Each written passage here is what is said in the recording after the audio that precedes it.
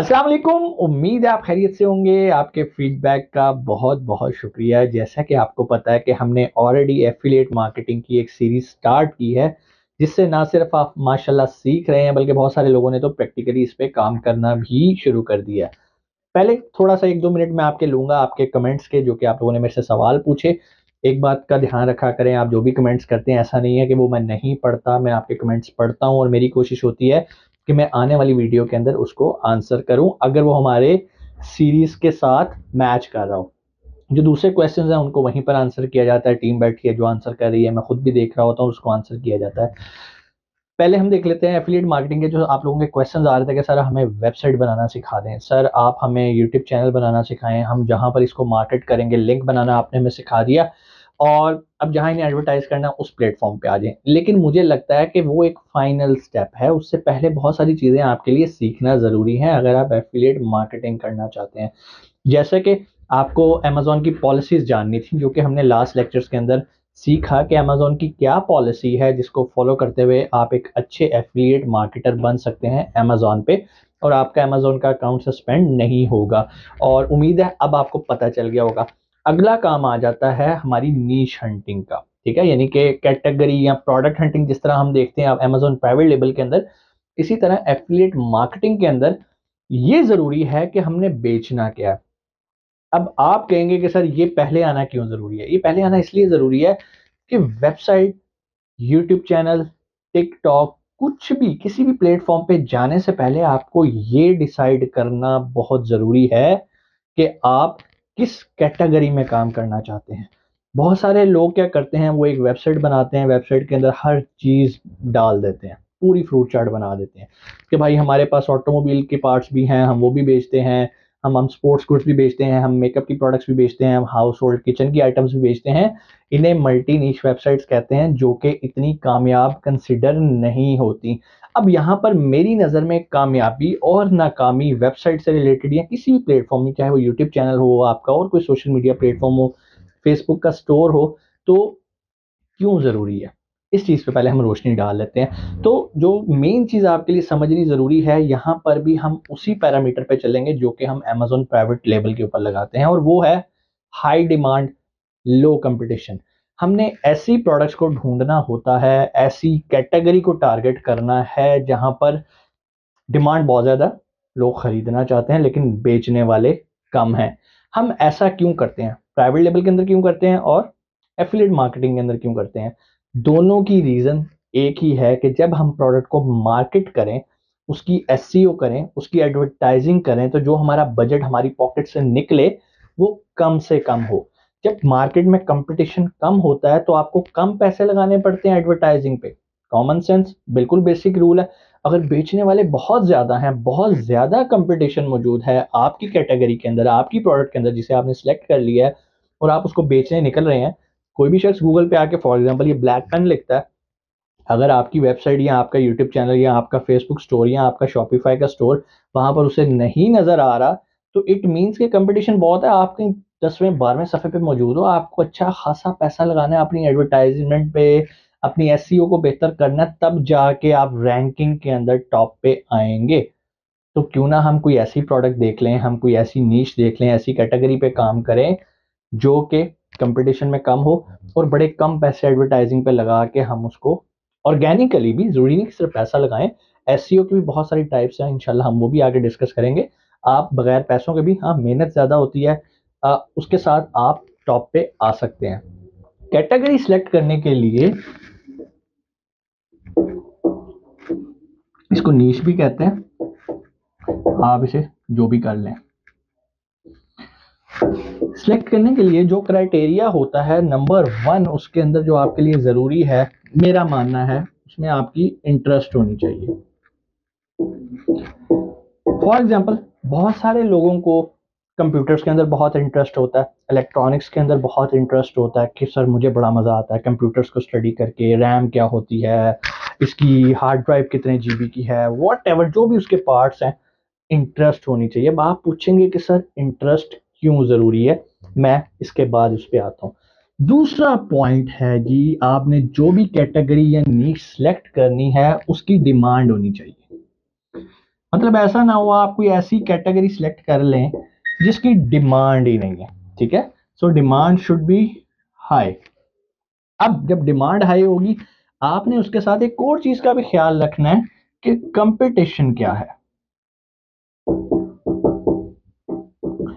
अब आप हैरान हो रहे होंगे कि सर हमें ये चीजें कैसे पता चलेंगी।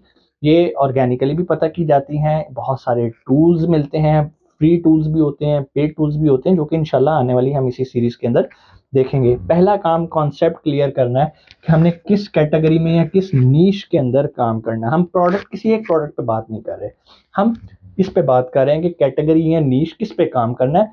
जब हम ये फाइनल कर लेंगे, उसके बाद हम आएंगे अपनी वेबसाइट डिजाइनिंग पे। फिर हम देखेंगे होस्टिंग कैसे लेते हैं, डोमेन कैसे बनाते हैं, डोमेन कैसे लेते हैं सॉरी, और कैसे वर्डप्रेस इंस्टॉल करके हम उसकी वेब डेवलपमेंट करते हैं, उसकी वेबसाइट बनाते हैं, किस तरह की बनाते हैं और क्या नेचर होनी चाहिए वेबसाइट की। तो कहने का मकसद ये है, कोई भी नीश कैटेगरी सिलेक्ट करने के लिए आपके पास ये 3 पॉइंट्स आपके जहन में होने चाहिए। जब ये 3 पॉइंट आपके जहन में होंगे और आप इनके मुताबिक कैटेगरी सिलेक्ट करने में कामयाब हो जाते हैं, तो उसका फायदा क्या होगा? High profit. जब हाई प्रॉफिट होएगा तो आपको ये काम करने का मजा आएगा, आपको 4 पैसे बचेंगे। बारी बारी मैं इन पे थोड़ी थोड़ी सी रोशनी डाल देता हूँ। सबसे पहले आ जाता है इंटरेस्ट। इंटरेस्ट क्यों जरूरी है? इंटरेस्ट ऐसा इसलिए जरूरी है, फॉर एग्जाम्पल अगर आप एक वेबसाइट बना रहे हैं या ब्लॉग बना रहे हैं, तो आपने उसके ऊपर लिखने हैं आर्टिकल्स। बहुत सारे लोगों को गाड़ियों का बड़ा शौक होता है। अगर उन्हें मैं कहूँ ना कि भाई गाड़ियों पे कोई आर्टिकल लिख दो, तो कहेंगे सर मसला ही कोई नहीं, ये लो ये लो ये लो ये लो। आज वो बुगाटी पे लिख रहे हैं, अभी वो पोर्शे पे लिख रहे हैं, टोयोटा पे, जिस मर्जी गाड़ी पे उनसे लिखवा लो। इंटरेस्ट है ना कि ये ऑटोमेटिक है, ये मैनुअल ट्रांसमिशन है, इंजन इतने हॉर्स पावर का है, लॉय रिम का साइज इतना है। मींस कि वो एक अच्छी वेबसाइट को मैनेज कर लेंगे अगर उनकी इंटरेस्ट होगी। अब फॉर एग्जांपल मेरे जैसा एक बंदा जिसे किचन एसेसरीज में कोई इंटरेस्ट ही नहीं है, जिसे किचन में कोई इंटरेस्ट नहीं है, मुझे अगर कोई कहे कि भाई ये किचन की प्रोडक्ट्स के ऊपर आर्टिकल लिखो, मेरी इंटरेस्ट ही नहीं है, मैंने उसके बारे में कभी रिसर्च ही नहीं की, क्योंकि इंटरेस्ट ही नहीं है तो मैंने रिसर्च क्यों करूंगा। हाँ, मुझे स्पोर्ट्स पसंद है, मुझे ई कॉमर्स पसंद है, उसके बारे में मैं पढ़ता हूँ, आर्टिकल्स पढ़ता हूँ, रिसर्च करता हूँ। तो मेरी जहाँ इंटरेस्ट है मैं उस पर करूंगा। अगर स्पोर्ट्स की बात करें तो मैं स्पोर्ट्स को करूंगा। डेफिनेटली स्पोर्ट्स में भी कैटेगरीज हैं। मैं ताइक्वांडो प्लेयर हूँ, मुझे ताइक्वांडो के बारे में पता है, मुझे उनकी प्रोडक्ट्स के बारे में पता है, उनके रूल्स के बारे में पता है। क्रिकेट देखता हूँ, सॉकर देखता हूँ। तो कहने का मकसद ये है कि इंटरेस्ट होना बहुत ज़रूरी है, ताकि आप अपनी वेबसाइट, अपने यूट्यूब या किसी भी सोशल मीडिया प्लेटफॉर्म को आप लेके चल सकें। अगर इंटरेस्ट नहीं है ना, तो बाकी काम बेकार है। अच्छा, इंटरेस्ट तो हो गया पहली चीज। अब फॉर एग्जांपल आपको इंटरेस्ट थी मिसाल के तौर पे कंप्यूटर एसेसरीज के अंदर या कंप्यूटर्स के अंदर। अब आपने देखना है कि जिस चीज में आपको इंटरेस्ट है, जिस कैटेगरी में आपको इंटरेस्ट है, क्या वो हाई डिमांड है? बहुत ज़रूरी है।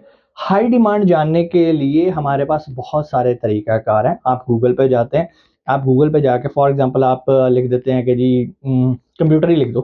कंप्यूटर लिखें तो कंप्यूटर से रिलेटेड आपने ये देखना है कि पहले सफ़े पे गूगल पे जो गूगल है वो आपको क्या बता रहा है कि लोग इसके बारे में भी सर्च कर रहे हैं। अगर आप स्क्रॉल डाउन करके सबसे नीचे आ जाएँ तो वो आपको मज़ीद कंप्यूटर से रिलेटेड कीवर्ड्स देना शुरू कर देता है कि लोग कंप्यूटर के साथ-साथ मैकबुक को भी सर्च कर रहे हैं।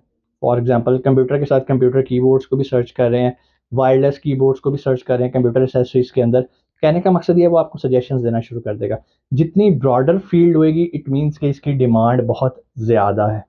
कंपटीशन यूजुअली होता ये है कि जो हाई डिमांड नीश और कैटेगरी होती है उसमें कंपटीशन भी बहुत ज़्यादा होता है। अब हमने क्या करना होता है, हमारा स्मार्ट वर्क कहाँ पर आता है? हमने करना होता है कि जो हमारी मेन कैटेगरी है इसको फर्दर रिफाइन करना होता है। फॉर एग्जांपल मिसाल दे देता हूँ, आपकी अगर मेन कैटेगरी है पेट्स, आप पेट्स के अंदर काम करना चाहते हैं, ठीक है, पेट्स जो हमारे पालतू जानवर होते हैं, तो पेट्स के अंदर तो बहुत सारी वैरायटी आ जाती है। पेट्स के अंदर आपके परिंदे आ जाते हैं, आपकी बिल्लियाँ आ जाती हैं, आपके डॉग्स आ जाते हैं, फिश आ जाती हैं। अब हम इसको फर्दर रिफाइन करते हैं कि आप पेट्स के अंदर जो ये इतनी तरह के एनिमल्स हैं इनमें से किसको सिलेक्ट करते हैं। मिसाल दे देता हूँ, आप कैट्स को सिलेक्ट करते हैं, तो ये हमारी सब कैटेगरी है, सब नीश आ गई। तो हम यहाँ तक नहीं रुकेंगे। हमने इसके बाद अब कैट्स अगर सेलेक्ट किया तो कैट्स के बाद हम आ जाएंगे कि अब कैट्स की हम किस चीज़ को टारगेट करने लगे। फॉर एग्जांपल आप कैट से रिलेटेड हेल्थ प्रोडक्ट्स को टारगेट करने लगे हैं, आप कैट से रिलेटेड उसकी टॉयज को टारगेट करने लगे हैं, आप कैट को लेकर उनके फूड और सप्लीमेंट्स को टारगेट करने लगे हैं। सो ये अब फर्दर हम उसे रिफाइन करें। अब फॉर एग्जांपल अगर आप कैट टॉयज पे आ जाते हैं तो अब आपने अपनी मेन कैटेगरी पेट से निकलते निकलते रिफाइन करते करते करते आप आ गए हैं कैट के टॉयज पे। अब जिसने भी सर्च करना है वो कैट टॉयज लिखेगा। देखने में तो पेट का कीवर्ड बहुत बड़ा है, आप पेट टॉयज का काम नहीं कर रहे, आप कैट के पेट टॉयज का काम कर रहे हैं।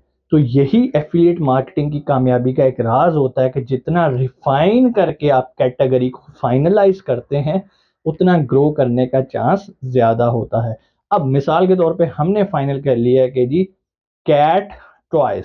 अब क्या होएगा, अब जो हमने वेबसाइट बनानी है वो होएगी कैट टॉयज से रिलेटेड, और यहाँ पर हम हर तरह की कैट्स के खेले जाने वाले तो जिससे भी वो इंजॉय करते हैं वो टॉयज जो हैं वो हम यहाँ पर डिस्प्ले करेंगे, मार्केट करेंगे, इसकी एसईओ करेंगे। बजाय इसके कि हम ब्रॉडर लेवल पे प्ले करें, हम उसको रिफाइन करके, नीश को मजीद रिफाइन करके, कैटेगरी को मजीद रिफाइन करके प्ले करते हैं।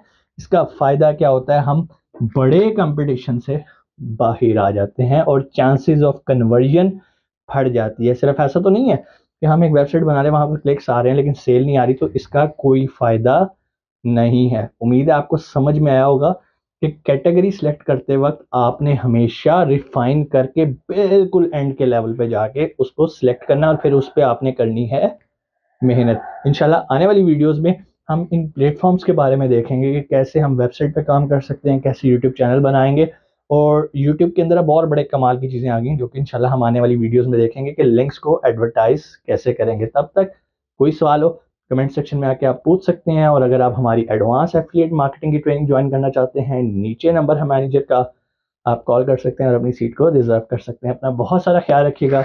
पाकिस्तान जिंदाबाद।